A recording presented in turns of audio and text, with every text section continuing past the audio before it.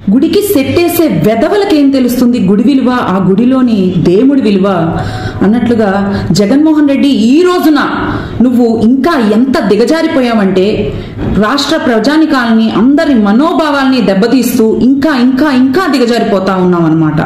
Mumbai heroine కేసులోనే నిన్ను ప్రపంచమంతా నీ పరిపాలన ఏంటో నువ్వేంటో చూసింది. ఇప్పుడు ప్రపంచమంతా చూస్తుంది, ప్రజలు చూస్తున్నారు, నిన్నంతా అసహ్యించుకుంటున్నారనమాట. ఏం చేస్తున్నావు నువ్వు? ఇంకా హిందూ సనాతన ధర్మాన్ని కాపాడాల్సినది పోయి హిందూ సనాతన ధర్మాన్ని ఇంకా నాశనం చేసి భ్రష్టు పట్టిస్తున్నావు. ఈ రాష్ట్రాన్ని ఇంకా అంధకారంలోకి నెట్టేస్తున్నావు. ఒక ఆయన 7 కొండలు ఎందుకు వెంకటేశ్వర స్వామికి అన్న ఆయన ఆ కొండల్లోనే కనిపించకుండా పోయాడు.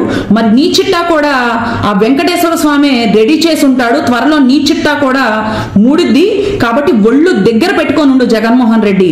నిజంగా ఈ రోజున మేము ప్రశ్నిస్తా ఉన్నాము, జగన్మోహన్ రెడ్డే కాదు తిరుమలకి ఊపుకుంటా వెళ్ళి ఫోటోలకు ఫోజులు ఇచ్చే రోజక్క ఏమైపోయింది? ఈ రోజున మరి లడ్డు ప్రసాదాల గురించి, ఆ ఫిష్ ఆయిల్ కలిసింది దాని గురించి, వీటేటి గురించి మాట్లాడితే ఏ రోజక్క ఏమైపోయావు? ఇప్పుడు వెనకాల నుంచి విఐపి దర్శనాలని చెప్పేసి నీ మనుషుల్ని, నీ వాళ్ళని, నీ కాన్స్టిట్యున్సీలో వాళ్ళని, మిగిలిన వాళ్ళకి బ్లాక్ లో టికెట్లు అమ్ముకొని దర్శనాలు చేపించినప్పుడు, అదే కొండ మీద నువ్వు ఆదాయాన్ని సంపాదించుకున్నప్పుడు నువ్వు అక్కడే ఉన్నావు కదా.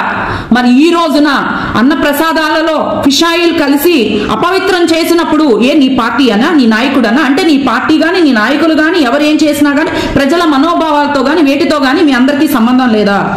మీ వాళ్ళందరూ పొలం అనుకుంటా వచ్చేసి పొద్దున్నే వచ్చేసి ప్రెస్ మీట్లు పెట్టుకుంటారా? హిందూ సనాతన ధర్మాన్ని మీరందరూ ఏం చేయాలనుకుంటున్నారు? దాని గురించి మీరు మాట్లాడింది. చంద్రబాబు నాయుడు గారు మీకు ఇదే విన్నపం చేస్తా ఉన్నాము.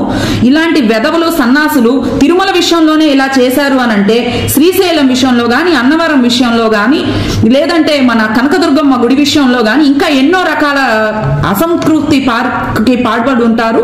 కాబట్టి వాటన్నిటి మీద కూడా మీరు ఎంక్వైరీ చేసి వాటి మీద కూడా మీరు ఎంక్వైరీ చేయాల్సిందిగా మేము మనస్ఫూర్తిగా జగనన్నయ్య ఇంకేంటో చెప్పనా, ఆన్ ద వే అంట హెలికాప్టర్ నీకు కూడా. కాబట్టి ఒళ్ళు దగ్గర పెట్టుకొని ఉండు.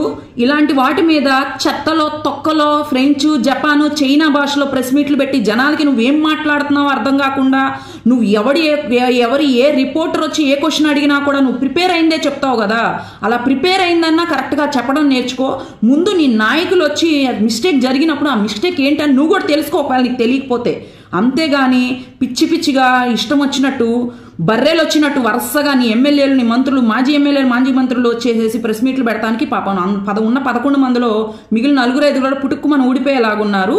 కాబట్టి మీరు చేసింది ఎంత నీచము, ఎంత దౌర్భాగ్యము, ఆంధ్ర రాష్ట్రానికి ప్రపంచం అంతా కూడా ఎంత అసహ్యించుకుందని